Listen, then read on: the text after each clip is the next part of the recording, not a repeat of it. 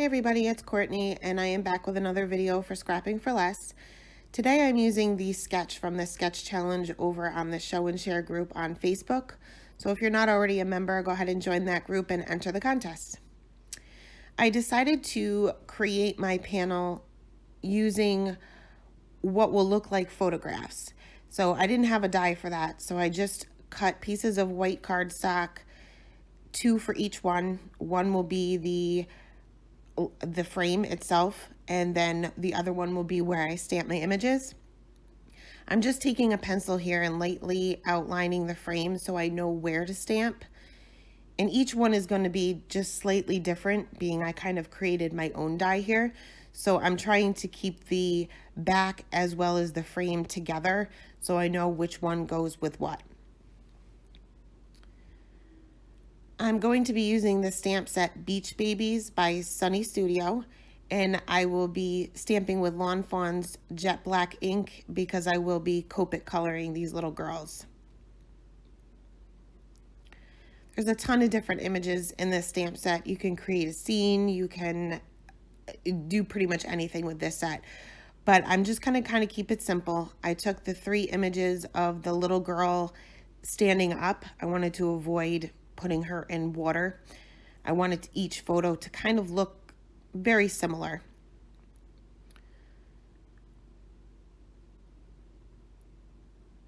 Once all of my stamping is done, I will go ahead and mask these little girls out with a full stick Post-it note.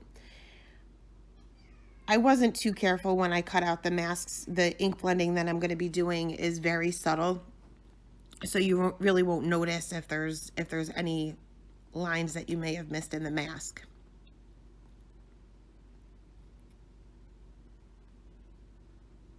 For my background, I'm not going to be doing any additional masking. I'm just going to take 2 colors of distress ink in Antique Linen and Tumbled Glass.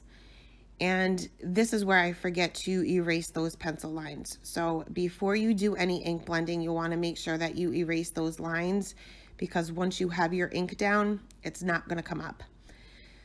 So I just lightly took my ink blending tool and added the Antique Linen to the bottom and the Tumbled Glass to the top to just give the illusion of sand and sky in the background.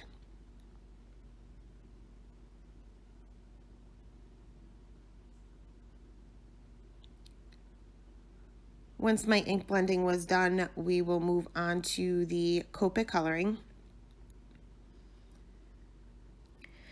I grabbed the same 4 markers that I typically use for skin tones, and I wanted to make it look like this was the same little girl in all 3 photographs, so I'll be coloring her the same in each one.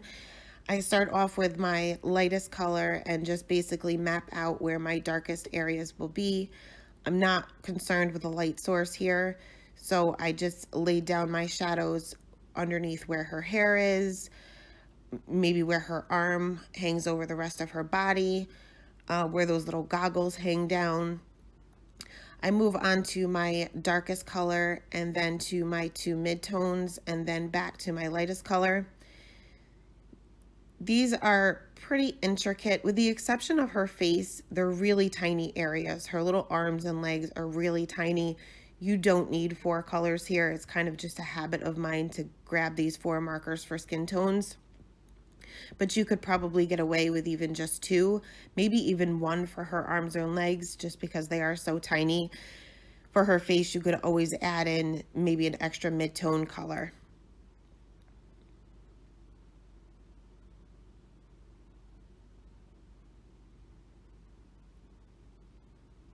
For my second to lightest color, I bring that out almost to the end, leaving the highlight just minimal on mainly her little belly there and her arms and legs. You'll barely be able to tell that I'm even going to add the E50. But once I go to the E50, I will also grab the R20 marker and add just a little bit of color to her cheeks.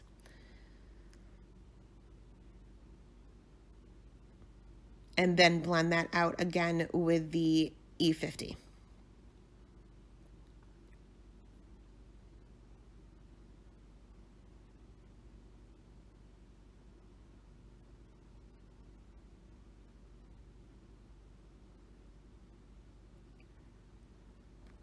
For her hair, again, I tend to grab the same colors. Once I find combinations that work well, I tend to grab them over and over. So I am using my E50s here for her hair.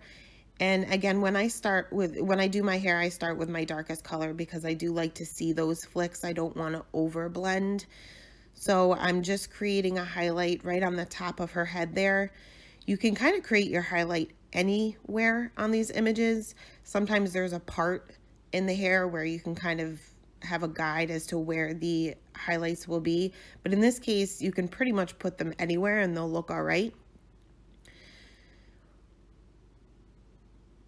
I'm barely touching the paper here. I'm just using the very tip of the marker. I'm touching so lightly that sometimes I even miss the paper and not even touch it at all. I'm varying my flicks here so that they're not all the same length, and that will give you the illusion that there is a highlight in her hair.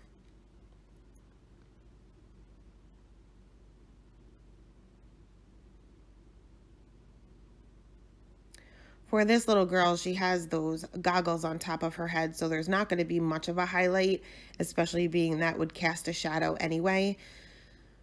So I'm not really worried about too much of a highlight on this one.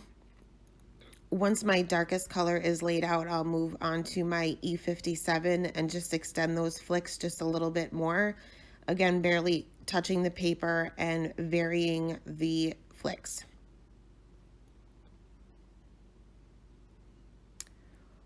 Once the mid-tone is down, I'll move to my E55, which is my lightest color, and extend those flicks even more. Most of the areas I am leaving just a little bit of white to even give a more intense highlight. For the image where she has her little goggles on, there's not really going to be much white space. There's not really much space to work with to begin with.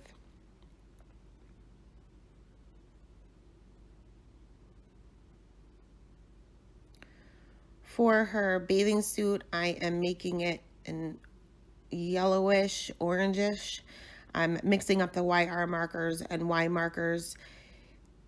I'm starting with my darkest color here just because like these are very tiny areas, so you don't really need to worry about putting your lightest color down first. The YR markers and Y markers blend really well together, so you can mix and match those for pretty much anything.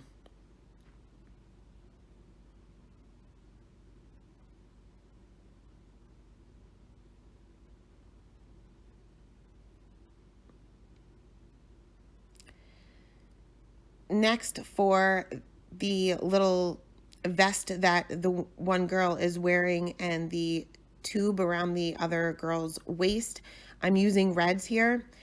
And I'm starting with a pretty dark red here. It's the E59 or E89 rather. And I'm concentrating on the darkest areas being behind her. And pretty much like the hair, I'm varying the flicks on the tube as well. Not only is this a shiny object, but it's also a round object. So you want to leave a pretty big highlight in the center to make it appear as if it is round. Next, I'll go into my E46 and blend that R89 out. The little vest, I added the R27, but I'm going to leave that out for the tube because I do want to have a pretty strong highlight on that.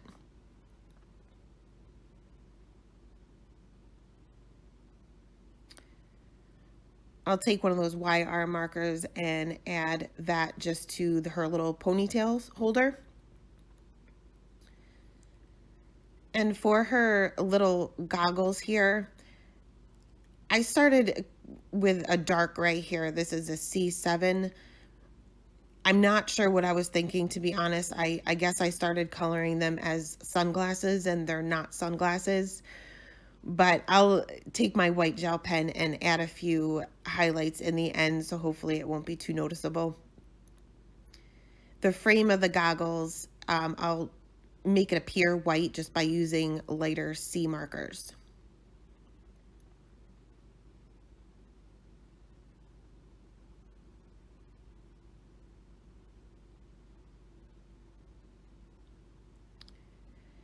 Next, I took my Tombow Mono Multi Glue to go ahead and adhere the frames to each one of these images.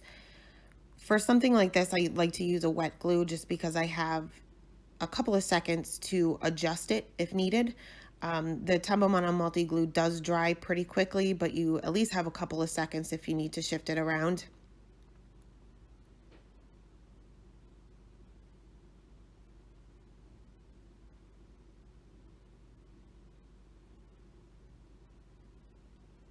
Once my panels were adhered, I put them aside to dry for a few minutes. And for my card base, I'll be using a white top folding card base and a piece of the pattern paper from the Flavor of the Month card kit. And I cut that down just slightly smaller than an A2 size card.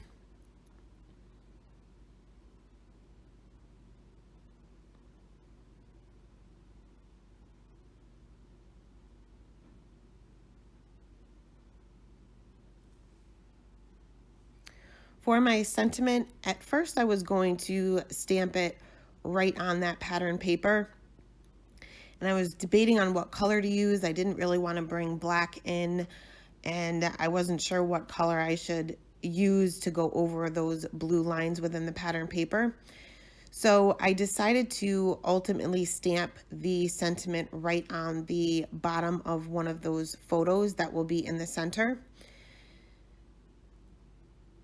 So I realigned my sentiment there, and I'll be using VersaFine Onyx Black ink to go ahead and stamp that right in the center.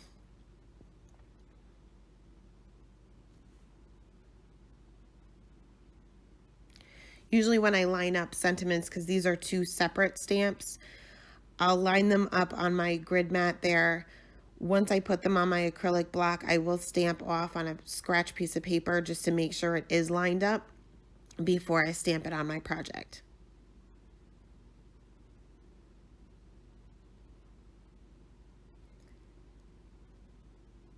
Next, I added those white highlights with my gel pen to her little goggles there, and a few little highlights on that tube to make it look just a little bit shiny.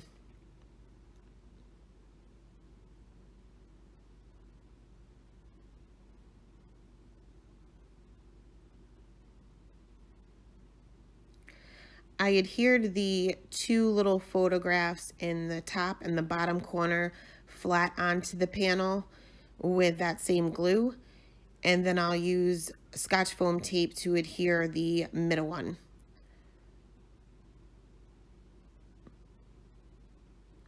I did end up adding just a few clear Nuvo drops to the panel once I was done recording. It just needed a little something extra, and it kind of made it look like water drops.